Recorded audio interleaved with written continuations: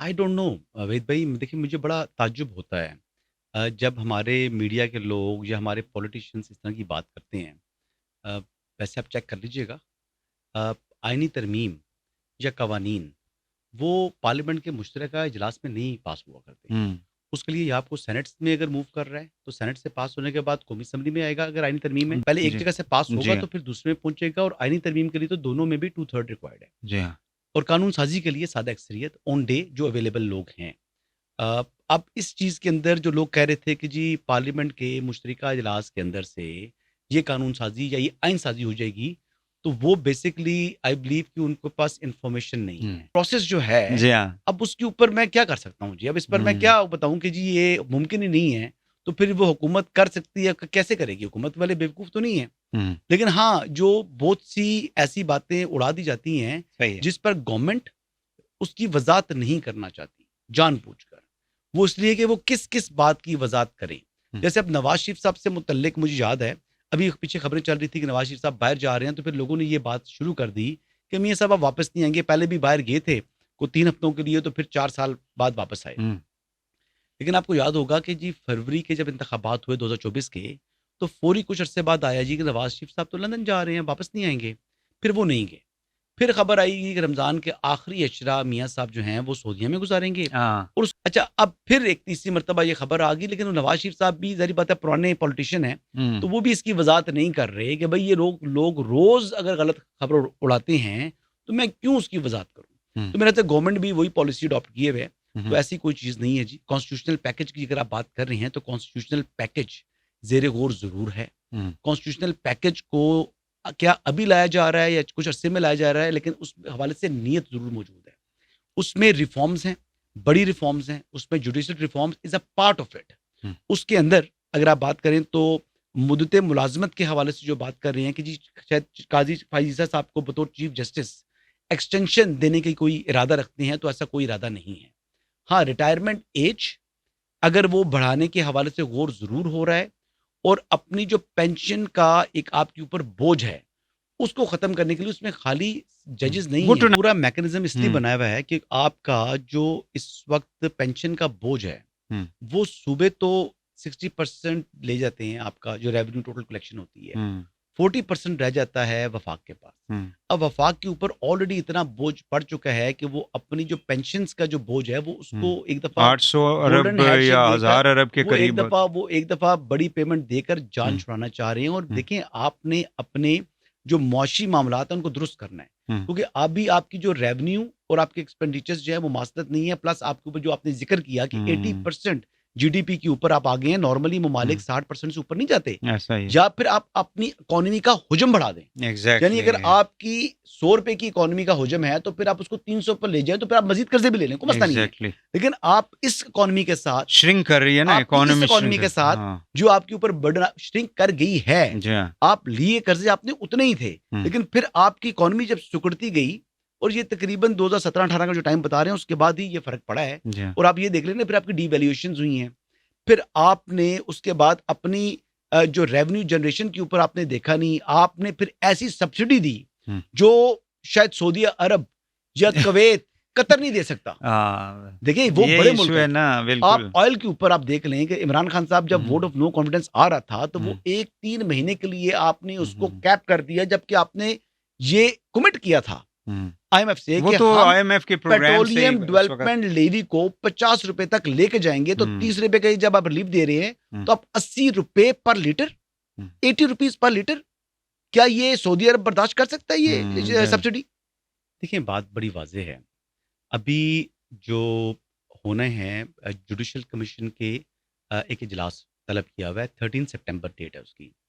उसके अंदर होना ये है कि मोअज़्ज़ज़ चीफ जस्टिस साहब उसको चेयर करेंगे as a chairman judicial commission of Pakistan. लेकिन उसमें क्या उन्होंने गौर-व-ख़ोस करना है? उसमें गौर-व-ख़ोस ये होना है कि जो जुडिशल के कमीशन के जो रूल्स हैं, वो अमेंड करने को प्रपोज़ किए हैं, को जो आने वाले चीफ जस्टिस जो सीनियर पुणे जज हैं, जस्टिस मंसूर शाह साहब ने, उनके ऊपर जो है वो गौर-व-ख़ोस करना है जुडिशल कमीशन के इजलास में। पहली बात तो ये है। उसमें आने वाले चीफ जस्टिस के इस वक़्त चीफ जस्टिस बनने के हवाले से कोई रुकावट है? कोई नहीं है। क्योंकि अल जहाद ट्रस्ट केस बड़ा वाज़ेह है। हुँ, कानून जी, वो नोटिफ़िकेशन करे या ना करे, उन्होंने makes बन no जाना है। difference. इसमें नो डिफरेंस, कोई फर्क नहीं बनता इससे। सही है। तो वही बातें आ गई कि फिर आप एक बात के खदशात वैसे ही चीज को अलार्म करते हैं, अलार्म बजा रहे हैं, घंटी बजा रहे हैं। वो कहते हैं ना कि जी शेर आया, शेर आया, शेर आया। वो शेर नहीं आया, कभी भी नहीं आया। लेकिन फिर एक दफा जब सच्ची बात हो रही होगी ना, जब मीडिया शोर मचा रहा होगा कि ये बात यूं है, ये बात यूं है, ये बात यूं है, तो फिर लोग उस पर तवज्जो नहीं देंगे, तो हम अपनी क्रेडिबिलिटी खुद लूज कर ठीक हो रहे गया। हैं। अभी अगर आप रिटायरमेंट एज की बात करें, जी। अगर रिटायरमेंट एज बढ़ती है अगर जजेस की भी एक मिनट बात करते हैं, सही है। तो फिर वो जस्टिस काजी फाइज की अकेली तो नहीं बढ़ेगी, सबकी फिर बनेगी। जस्टिस मंसूर शाह साहब की बढ़ेगी। हम्म। तो उनकी सेहत पर तो कोई फर्क नहीं पड़ना। हम्म। उन्होंने फिर उनके रिटायरमेंट के बाद चीफ जस्टिस बनना है। हम्म। वैसे बात कर रहा हूँ, जी। लेकिन अभी तक ऐसा कोई इरादा नहीं है। सही। लेकिन मैं क्या प्रपोज करता हूँ, हम्म। मैं ये प्रपोज करता हूँ कि एक कॉन्स्टिट्यूशनल कोड बनाए। मैं ये चाहता हूँ कि कॉन्स्टिट्यूशनल कोड बने ताकि ये हमारी सुप्रीम कोर्ट है, ये आम आवाम के मुकदमात सुने। ये दादे का मुकदमा होता है और पोते आकर फैसला लेता है। तो यहाँ पर पेंडेंसी 60,000 पे पहुंच चुकी है सिर्फ सुप्रीम कोर्ट में अलोन। और ओवरऑल अगर नेशन वाइड बात करें तो 2.5 मिलियन मुकदमात इस वक्त मुख्तलिफ अदालतों में 25 लाख 25 लाख। तो ये इतने मुकदमात की पेंडेंसी, तो ये लोग आज भी इंसाफ की फराहमी के मुतलाशी हैं। देखें, ये सुप्रीम कोर्ट है, ये कॉन्स्टिट्यूशनल कोर्ट है, आईनी अदालत है। हाई कोर्ट है, ये आईनी अदालत है। ये अपनी पावर्स इनहेरिट करती हैं आईने पाकिस्तान से। लेकिन आईने पाकिस्तान में तरमीम का इख्तियार आईने पाकिस्तान नहीं देता इनको कि मेरे अंदर तरमीम कर लो। ये इख्तियार एक ही मजाज जो है वो इदारा है, उसको कहते हैं पार्लियामेंट ऑफ पाकिस्तान। पार्लियामेंट मुश्तमिल है कौमी असम्बली और सेनेट के ऊपर। आइन में तरमीम करने का इख्तियार तशरीह के नाम के ऊपर ये इस अदालत का इख्तियार नहीं था, ये अपनी इख्तियार से तजावुज़ किया उन्होंने।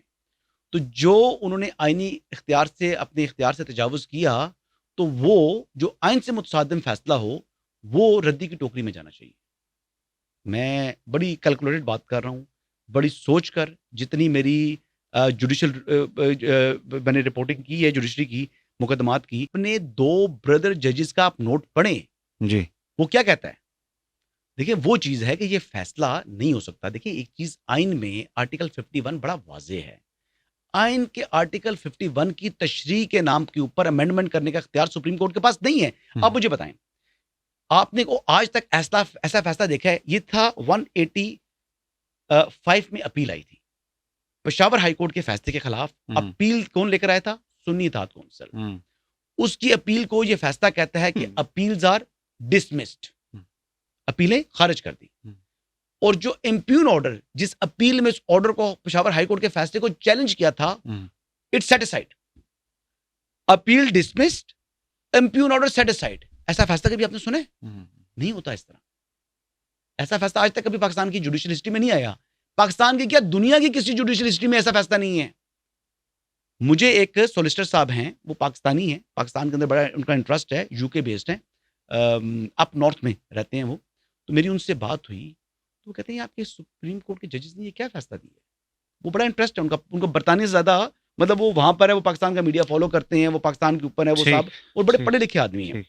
तो मैं उनका ऑर्डर, मैंने कहा जी मुझे भी समझ नहीं आई।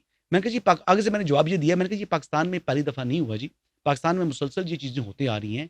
लेकिन 63A वाला फैसला तो तशरीह की कि वोट शुमार नहीं होगा, लेकिन जो लोग जिन्होंने वोट दिया वो नाअहल हो जाएंगे। भाई जो आपने क्राइम कमिट नहीं किया, आपको उसकी सजा नहीं मिल सकती। तो पार्लियामेंट का अगर वो होता कोई चीज़, तो मेरे ख्याल से जजेस के ऊपर कंटेम्प्ट ऑफ पार्लियामेंट लग सकती है, जिन्होंने ये फैसला दिया है। बशमूल ऑनरेबल जस्टिस मंसूर शाह साहब, मैं बहुत इज्जत करता हूँ, I love him, I really love him, but ये फैसला मेरी समझ से बाहर है। हमेशा से हर गवर्नमेंट बुज़दिल होती है। कौन सी गवर्नमेंट आज तक इनकी जगह पर इनक्रोच करती आ रही है जुडिशरी, लेकिन इनके पास अकल की, इनके पास इनकी खुशकिस्मती ये है कि इस मर्तबा हमेशा एस्टैब्लिशमेंट जुडिशरी के पीछे खड़ी होती थी। आज नहीं है वो सूरत हाल। आज तो एस्टैब्लिशमेंट और जुडिशरी अपने आमने सामने आई हुई है। तो उस मौके को गनीमत समझकर अपने अंदर सांस पैदा करें। जो आपकी स्पेस इनक्रोच की है जुडिशरी ने, वो वापस ले। प्राइम मिनिस्टर साहब को बात, मैं क्यों उनको मुफ्त के मशवरे दूं जी? जी तरीकाकार मुझे मालूम है, बिल्कुल मालूम है। मैं हूं तो मैं कर सकता हूं। मेरी बात होती रहती है कुछ लोगों से, इनमें से गवर्नमेंट के अंदर भी, अपोजिशन के अंदर भी मेरे बड़े रास्ते हैं। मैं पीटीआई के अंदर इतना डीप रूटेड हूँ कि जितना मैं मुस्लिम लीग नवाज में नहीं हूँ। पीटीआई का बहुत बड़ा फैन था ना जी। मैं इमरान खान साहब के फैन क्लब का हिस्सा था, बिल्कुल रहा हूँ। समझ चुका हूं इमरान खान साहब को। मैं इमरान खान साहब के लिए लड़ता था लोगों से, मैं दस्तों गिरबान होता था। मैं पुराना कह दें कि हाँ हार्ड कोर इमरान खान का फैन था।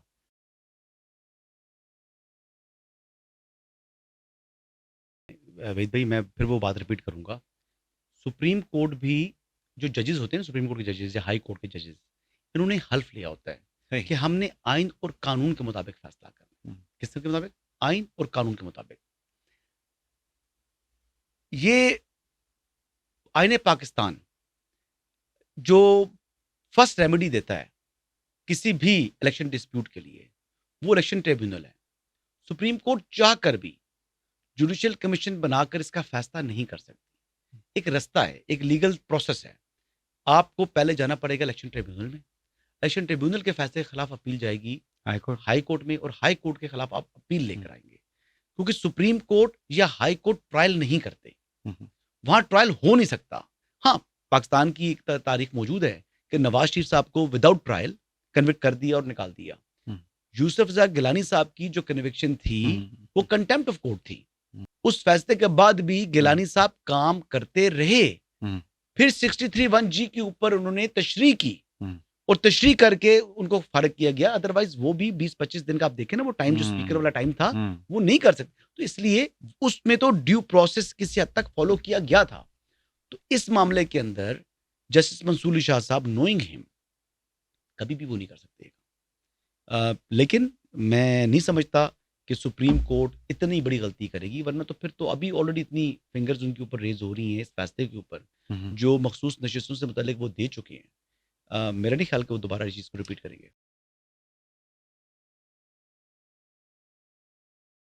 एक तो वो 6 जजेस का जो लेटर है, वो मामला जो उस वक्त चीफ जस्टिस थे उमरता बंदयाल साहब, उनके ज़माने का है। और दूसरी बात जो कि एक जज साहब, उनमें अगर 3 जजेस के बारे में देख लें तो उनका तो कोई इशू था ही नहीं। यानी सरदार एजाज इसहाक साहब जो हैं, उनका तो कोई ताल्लुक नहीं था, कोई इशू नहीं था। जो जस्टिस समन रिफत साहिबा हैं, उनका कोई मसला बीच में इशू नहीं था। ऑनरेबल जस्टिस बाबर सत्तार साहब का कोई ऐसा इशू नहीं था। इन 3 जजेस ने साइन भी किए उस लेटर के ऊपर और उसको भेजा भी। तो ये जजेस ने यूनियन तो आज तक कभी नहीं बनाई होती। हाँ, मैं देखता हूँ कि पीटीवी में यूनियन है, हमारी जो है इदारे बाकी इदारों में यूनियन होती है, प्राइवेट। लेकिन जुडिशरी के अंदर यूनियन तो नहीं होती। यूनियन होती है, कभी सुनिए किसी मुल्क में जुडिशरी की यूनियन हो? इन 3 को तो ना डराया किसी ने, ना धमकाया। इन 3 की जो मैं बात करूँ, उनकी तो कोई जी। इशू नहीं है। बाकी 3 पर आ जाएं। हाँ, मोहसिन अख्तर कियानी साहब का जो रिलेटिव जिनको किया गया था, तो उसमें उन्होंने उसकी एफआईआर कराई थी एफआईआर उसकी। जस्टिस तारिक जहांगीरी साहब ने, हाँ, उनकी कराई थी उन्होंने एफआईआर। जैसे तारिक जहांगीरी साहब के घर के अंदर से कैमरे बरामद हुए थे, तो उन्होंने उसकी एफआईआर नहीं कराई। देखिए, पहला तरीका ये होता है कि आप इन्फॉर्म करते हैं लॉ इन्फोर्समेंट एजेंसीज को।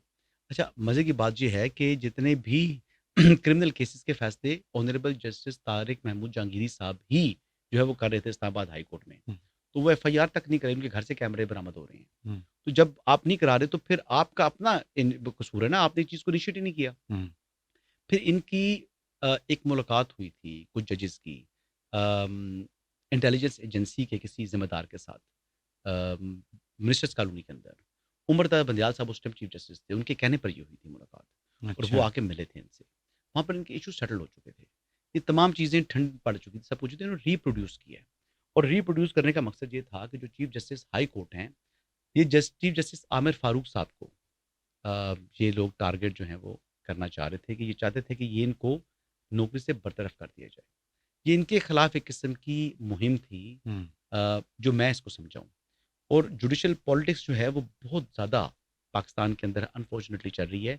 आपने वो कुछ तमाशा तो देखा था ना, जब ये जस्टिस मंसूर अली शाह साहब भी दूसरी साइड पर थे बंदयाल साहब के खिलाफ, इजाज़ुल हसन साहब के खिलाफ, और मुनीब अख्तर साहब ये एक साइड पर थे, और जस्टिस मंसूर अली शाह साहब, मुअज़्ज़ज़ जस्टिस अतर मिनल्ला साहब, चीफ जस्टिस मौजूदा काजी फाइज़ा साहब ये एक साइड पर थे।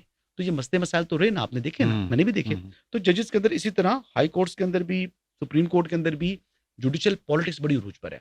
ज़्यादा सियासत है हमारी जुडिशरी के अंदर, जितनी शायद हमारे पॉलिटिशियंस का काम सियासत करना है वो भी कम है। ये उनसे ज़्यादा इन्वॉल्व है सियासत में, और ये बड़ी सोच करो, ये गहरी तरीके से जो है ना, ये अपनी चीज़ों को बढ़ाते हैं आगे, जो कि इनका काम नहीं है। ना ये सियासतदान है, ना ये यूनियन लीडर है। इनका काम है आइन और कानून के मुताबिक फैसले करने में। एक तरफ कहते हैं जी कि हमारे अंदर इंटरफेरेंस हो रही है, फिर उसके बाद आप देखें लापता अफराद के मामले पर आपने उस इंटरफेरेंस आपको हो रही थी, आपने तलब किया, उस वक्त के जो निगरान वज़ीर आज़म को आना पड़ा। काकड़ साहब गए थे। आप काकड़ साहब को बुला सकते हैं, ठीक है, तो आप खुद को आप इतने मतलब कमज़ोर हैं, यानी आप इंटीरियर मिनिस्टर को बुला रहे हैं, आप फलां-फलां बंदे को बुला रहे हैं, मुसलसल बुला रहे हैं, तलब करते हैं, आप प्राइम मिनिस्टर को घर भेज चुके हैं, तो फिर आप इतने कमज़ोर हैं। तो फिर आपके पास देखिए होता ये है, जजेस के पास होती है मोरल अथॉरिटी। अनफॉर्चुनेटली हमारी जुडिशरी अपनी मोरल अथॉरिटी लूज कर रही है। जज के पास ना तोप होती है ना बंदूक होती है, उसके पास एक इखलाकी जो है वो होती है, अथॉरिटी होती है। उस मोरल अथॉरिटी के ऊपर जब वो फैसला देता है तो हर कोई अपना सर झुकाता है, लेकिन ऐसे फैसले जब देंगे जो काबिल अमल नहीं है, जो प्रैक्टिकल नहीं है, जो आइन और कानून के मुताबिक नहीं है, तो फिर आप अपनी मोरल अथॉरिटी लूज कर रहे हैं। वो 3-2 का फैसला था या वो 4-3 का फैसला था, वो आज तक उस फैसले की जिसकी आप बात कर रहे हैं उसका ऑर्डर ऑफ द कोर्ट नहीं है जी। उसका ऑर्डर ऑफ द कोर्ट आज तक नहीं आया। अच्छा, मैं वही बात कर रहा हूँ ना, फिर बात आप कहेंगे ये मैं बात बहुत सीधी करता हूँ, मुझे कंटेम्प्ट नोटिस भी हुआ है हाई कोर्ट से। अच्छा। लेकिन मैं बात सीधी करता हूँ तो फिर हमारे कुछ मुअज़्ज़िज़ीन को बड़ी तकलीफ हो जाती है कि सच्ची बातें क्यों करता है। लेकिन मैं बातें करता रहूँगा। आई विल बी कीप जो है ना वो रेजिंग माय वॉइस। आप अपने हिस्से की अज़ान दो, फिर जो अल्लाह को मंजूर हो जाएगा। मैं डरता नहीं हूँ किसी से, डरता मैं अल्लाह की ज़ात से हूँ। और मैं जनरल फैज़ हमीद से नहीं डरा था जब वो डीजीआई से थे, तो मैं उनके खिलाफ भी ट्वीट्स करता था। बड़ा प्रेशर आया। मैं उस वक्त के चेयरमैन नैब थे जावेद इकबाल साहब, मैं उनके खिलाफ बातें करता रहूँ, तो मैं करता रहूँ। मैं अपनी हिस्से की आवाज़ उठाता हूँ, उठाता रहूँगा इंशाल्लाह। अब जो आप ये बात कर रहे हैं कि डिटेल जजमेंट क्यों नहीं आई, कानून कहता है कि 15 दिन में इन्होंने फैसला करना है, डिटेल जजमेंट नहीं है। जो प्रैक्टिस एंड प्रोसीजर एक्ट है उसके तहत आपने 15 दिन के अंदर या 20 दिन के अंदर आपने मैक्सिमम लेट कर सकते हैं फैसला देना, नहीं दिया जी। चलो वो बात भी छोड़ दें जी।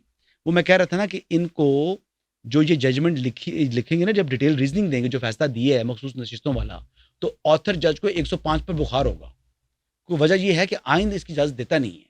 तो जो रीजनिंग देंगे वो रीजनिंग क्या देंगे, जो ऑपरेटिव पार्ट दे चुके हैं वो, कि जनाब ये सुन्नी इत्तेहाद कौंसिल की अपील है, 185 में वो आए, हम 187 इन्वोक कर रहे हैं, 187 इन्वोक किया ना इन्होंने, 187 को इन्वोक करके इन्होंने कहा जी कि मुकम्मल इंसाफ हम देंगे।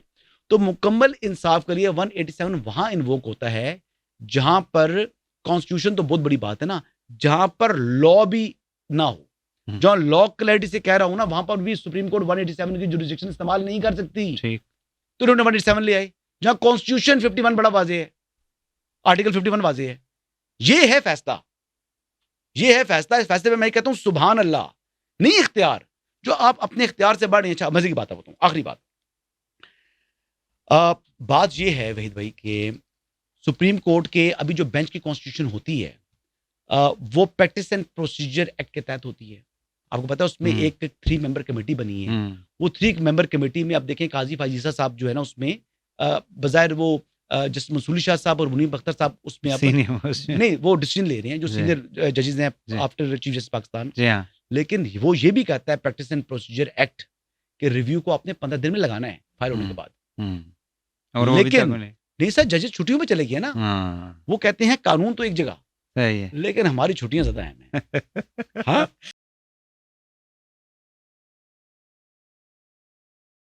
इस नए केस में आ रहे हैं ना इमरान खान साहब, इसमें जो जनरल फैज का जो म्यूटनी केस है इसमें इमरान खान साहब जो है ना वो शरीक हैं, मुल्जिम हैं इसमें। वो कैसे, उसका एविडेंस मौजूद है जी। उसका ऐसा एविडेंस है जिसमें मेरे ख्याल से जनरल फैज हमीद को कुछ कन्फेस करने की जरूरत नहीं पड़ेगी, उनके स्टेटमेंट की जरूरत नहीं है। जनरल फैज हमीद आपको पता है, and that is related to that's within connection जो कि इन्होंने एक म्यूटनी कर रहे थे। It was a mutiny. 9 मई की आप बात करें, बहुत कुछ है उसके पोस्ट 9 मई भी है कुछ। अच्छा, एक और प्लान भी था इनका एक और प्लान था 9 मई के बाद का। वो प्लान भी जो है वो मतलब इवन कि दे वर नॉट इवन अवेयर। जो हमारी एजेंसी जब गिरफ्तार किया तो कुछ एविडेंस उनके हाथ लगा था, तो उसमें फिर इनका ये काम हुआ। लेकिन बहरहाल इस पर ज़्यादा बात मैं नहीं करता, मुझे मना किया गया है। कुछ बातें मैं कर गया हूँ जो कि नहीं करनी चाहिए थी। तो ये बात है कि इसमें इमरान खान सेक्शन 31 के तहत इनके ऊपर केस चलेगा, और सेक्शन 31 पर ही फैज हमीद साहब भी हैं दोनों जी। दोनों का केस जो है ना मिलिट्री जो है वो उनका फील्ड कोर्ट मार्शल ही होना है, और उसके बाद अगर ये इनको सजा हो जाती है तो इनके पास लीगल रेमेडीज अवेलेबल होगी। अब मिलिट्री कोर्ट क्या है? मिलिट्री कोर्ट है इक्विवेलेंट टू आपका सेशन कोर्ट। एक दफ़ा अगर कन्विक्शन हो जाती है तो फिर ये they will not be military prisoner. कर रहे देखिए हैं। वो अनडिस्प्यूटेड चांसलर हैं अडयाला के, एक कि- लंबा अरसा अडयाला रहे हैं। सिद्दीक जान साहब की बात कर रहे हैं ना आप उनके लोग कहते हैं, वो तो साफी अपने आप को कहते हैं, आप कैसी बात करें, मुझे कभी जी। कहते हैं नून लीग के तर्जमान हो, जी। ठीक है, मैं जो मर्जी लोग कहते रहे, उनकी अपनी राय है। मैं सिद्दीक जान साहब के बारे में मैं कहता हूँ साफी हैं जी, वो मैं उनको साफी मानता हूँ, इसमें कोई दूसरी राय नहीं है, लेकिन क्या खबरें उनकी बाउंस होती हैं, बहुत बाउंस होती हैं। ठीक है, उनकी अपनी एक ऑडियंस है, वो उस ऑडियंस में खुश रहते हैं। इमरान रियाज साहब भी ये बातें करते रहते हैं और लोग भी बातें करते रहते हैं, लेकिन ठीक है, उनका अपना राइट है जी। मैं उनके ऊपर मैं देखिए मैं रिस्पॉन्ड नहीं करता। आप बात ये है कि कोई लोग ऐसे हैं जिन्होंने काउंटर टेररिज्म में पाकिस्तान के लिए बड़ी खिदमत की हुई है। इसमें यानी इसमें जनरल फैज़ल जैसे लोग भी हैं बिल्कुल हमारे पास फौज में, और हमारे फौज के अंदर जनरल फैज़ल नसीर जैसे बंदे भी हैं जिन्होंने पूरी जिंदगी दी हुई है काउंटर टेररिज्म को। ठीक है, ऐसे लोग भी हैं ना, जनरल आसिम मुनीर जैसे लोग भी हैं जिन्होंने अपनी जो है वो लाइफ जो है वो दी हुई है, अपनी सारी डेडिकेट की हुई है। तो क्या ख्याल है, आप समझ रहे हैं कि जो जितना ऑपरेशन गोल्डस्मिथ चल रहा है, इनका प्रेशर नहीं आया होगा इनके ऊपर? आप क्या समझ रहे हैं, प्रेशर नहीं है? प्रेशर बढ़े आए में, आपके यहाँ पर बहुत से सफारतकार एक्टिवेट हुए हैं, बहुत सी चीजें हो रही हैं।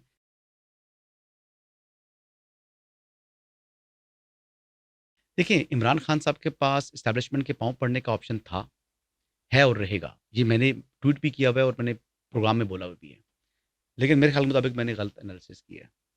उनके पास ये ऑप्शन था, उन्होंने एक्सरसाइज भी किया, लेकिन अब ये ऑप्शन भी उनके हाथ से निकल चुका है। तो मुनीर साहब के बाद जो है वो हालात बदल जाएंगे, ये हो जाएगा, वो हो जाएगा। देखिए बात ये है कि आप एक इतना बड़ा साजिश कर रहे हो, म्यूटनी कर रहे हो, तो वो फिर बर्दाश्त नहीं हो सकती। बता देना मतलब नहीं है, मुमकिन नहीं है, उनके लिए मुमकिन नहीं है। पीटीआई रह सकती है जी, मैं इमरान खान साहब की बात कर रहा हूँ, लेकिन फिर जो लोग वहाँ पर हैं इस वक्त असेंबल हुए हुए हैं, या वहाँ पर कुछ लोगों को ने जो पीटीआई को ज्वाइन किया है वोट बैंक की वजह से, उनको अपने सियासी मुस्तकबिल का फैसला खुद करना है, आइंदा का लाएमल उन्हें खुद बनाना है। बतौर जमात तो पाकिस्तान तहरीक इंसाफ शायद रह सकती है, लेकिन इमरान खान के को माइनस समझें आप समझें, वो उनकी दोबारा रिटर्न होना मुमकिन नहीं है, क्योंकि जितना बड़े क्राइम में वो कमिट कर बैठे हैं, अनटिल के अनलेस उनकी एग्जीक्यूशन इसमें हो जाए, कन्विक्ट हो जाए, नहीं हो सकता जी। अब उनको कोई सेफ गार्ड नहीं कर सकता। एविडेंस ऐसा है कि जिसकी तरदीद नहीं है। मीडिया को बात लेट पता लगी थी, और मैंने ही मेरे ट्वीट पहले था, उसके बाद को दूसरे दिन खबरें आने शुरू हुई, लाहौर के रिपोर्टर्स ने को दी थी खबर, तो वो जाकर मेहमान रह के वापस चला गया था। फिर बाद में उसने कहा अच्छा वो पूरी एक्टिंग करके उसने की है, लेकिन बार वो अपने जो लोगों का हक है, अपनी शायद अपने रिश्तेदारों को, अपने रिटायर्ड सर्कल को बताना चाह रहे थे कि मीडिया गलत खबर चला रहा है। जनाब गए, सवाल जवाब हुआ, उन्होंने बड़ा कोऑपरेट किया, जवाब दे के वहाँ से निकले थे।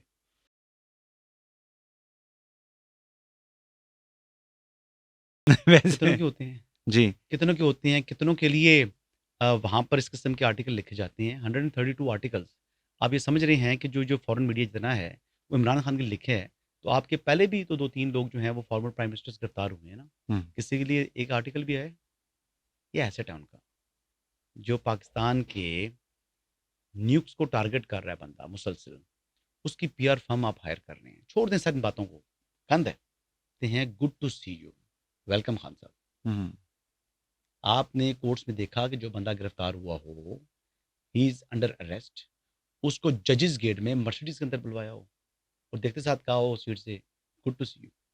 ये हमारी जुडिशरी, वो समझ रहे हैं कि ये उनका फर्ज है उनके ऊपर तनकीद करना, लेकिन बड़ी मतलब हिम्मत चाहिए जिस तरह की इस मसले पर बैठे हुए हों आप, और उसके बावजूद अपने ऊपर जातियाती हमले आपने बर्दाश्त किए हैं। जिस तरीके से आपके ऊपर ट्रोलिंग की जाती है सोशल मीडिया के ऊपर, उसको अहमियत नहीं देते, इसके बावजूद कि वो एविडेंस के बगैर कर रहे हैं, इसके बावजूद कि जो चीज़ें यानी ये कहते हैं कि सिंबल लिया, यूनिफॉर्म सिंबल लिया, तनकीद बनाते हैं 13 जनवरी पर फैसला।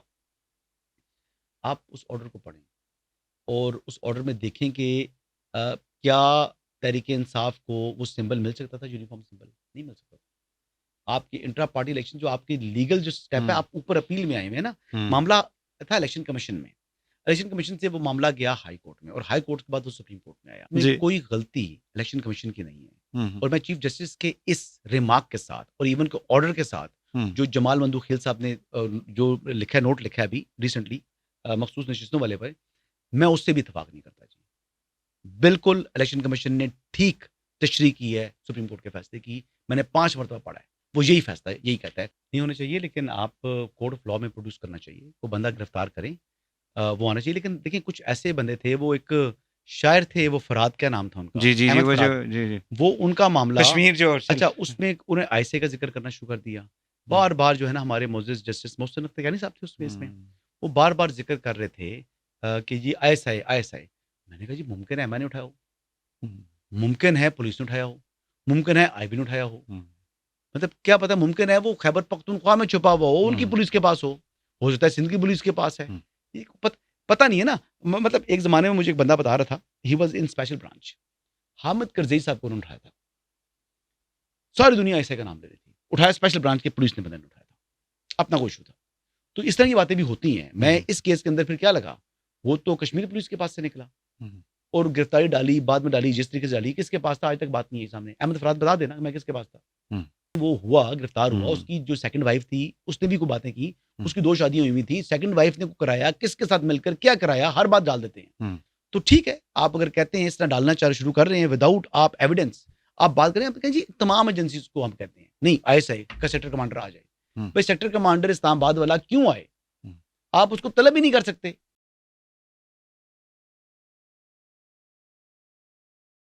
जी पावरफुल है, लेकिन हाँ उसमें वो कई जगहों के ऊपर आर्मी से मदद ले रही है। मैं एग्जांपल देता हूँ जी।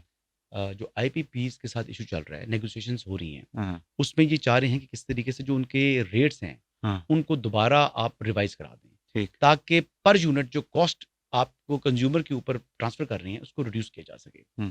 इसमें prime minister is a basically main chairman, लेकिन उस जो प्रोसेस के अंदर जो लोग शामिल हैं उसमें आर्मी चीफ भी ऑन बोर्ड हैं और उसमें डीजीआईएसआई भी ऑन बोर्ड हैं, उसमें फाइनेंस मिनिस्टर भी हैं, उसमें एनर्जी मिनिस्टर भी हैं। तो ये तमाम की नेगोशिएशन सिस्टम जो कर रहा है उसमें आईएसआई इज प्लेइंग की रोल, तो आईएसआई शामिल है उस मामले में और अल्लाह करे को ब्रेक थ्रू हो जाए। नहीं है जी, ये नेगोशिएशंस हैं क्योंकि आपकी इंटरनेशनल आर्बिट्रेशंस हो सकती हैं, आपने सॉवरेन गारंटी दी हुई है। उसमें जो कैपेसिटी पेमेंट के हवाले से भी कई लोग बात कर रहे हैं, मैंने तो खैर मैंने बोल दी थी ये बात। ये कैपेसिटी पेमेंट कहते हैं जी, बड़ा जुल्म करके 14,000 मेगावाट हम वो प्रोड्यूस करते हैं जिसकी कैपेसिटी पेमेंट देते हैं, जो हमारे इस्तेमाल के लिए जरूरत नहीं है, हमें चाहिए नहीं, वो हमने क्यों किया। वो सी पैक $60 बिलियन का एग्रीमेंट था। उस एग्रीमेंट के तहत आपके 3 इंडस्ट्रियल जोन्स बनने थे पाकिस्तान के अंदर, जहां पर इंडस्ट्री ने शिफ्ट होना था चाइना से पाकिस्तान।